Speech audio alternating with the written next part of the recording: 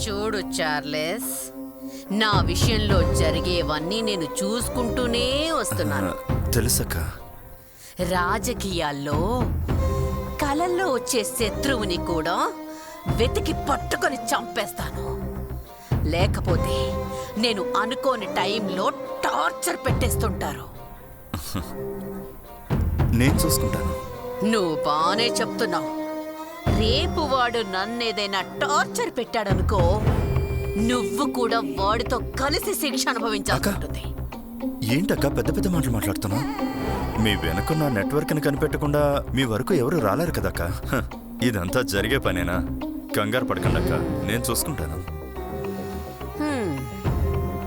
సరే సరే, గమనిస్తూనే ఉంటానుగా. అగ్ని, ఎక్కడున్నావు? అరుణ ఎంక్వైరీ కేసులోనే ఉన్నాను సార్. తన ఫ్రెండ్ సూర్యాన్ని చంపాలనుకున్నారు సార్. అందుకే తనని ఉదయ్తో హాస్పిటల్కి పంపించాను సార్.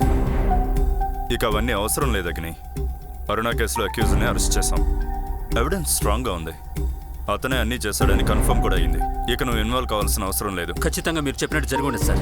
నా ఊహ ప్రకారం ఈ కేసు వెనక ఎవరో ఉన్నారు. వాళ్ళని ఖచ్చితంగా కనిపెడతాను sir. Please give me some time. అన్ని కేసుల్లాగా దీన్ని తీసుకోలేం.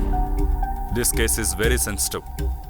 సపోజ్ వాడిని ఎవరైనా బయటికి తీసుకొస్తాయి, పోలీసులే లంచం తీసుకుని వాడిని బయటకు వదిలేశారంటారు. అందుకని ఒక అమాయకుని అక్యూజ్డ్గా మార్చి కేసు క్లోజ్ చేస్తారు సార్. అగ్ని, మైండ్ యువర్ వర్డ్స్. వాడు నీకు మంచి వాళ్ళగా అనిపించవచ్చు, కానీ అకార్డింగ్ టు దిస్ కేస్ వాడొక కల్ప్రిట్. వల్ల గుద్ది చెప్తున్నాను సార్. అతను ఒక ఇన్నోసెంట్. అప్పటికి అతను ఏదైనా చేయాలనుకుంటే నన్ను దాటే చేయాల్సి ఉంటుంది. ఏంటి సవాల్ అగ్ని? డిపార్ట్మెంట్ అనేది మహాసముద్రం. అందులో నువ్వు ఒక నీటి చుక్క మాత్రమే. అర్థం చేసుకో. హైర్ అఫీషియల్ మాట వినకుండా ఎదురు వెళ్ళి సొంతంగా నువ్వే పని చేయలేవు అగ్ని.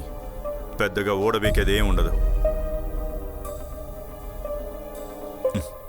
అగ్ని, నువ్వేం మాట్లాడాలనుకున్నా నేరుగా వచ్చి సార్ ఒక్క నిమిషం. మాట్లాడు. Sir sir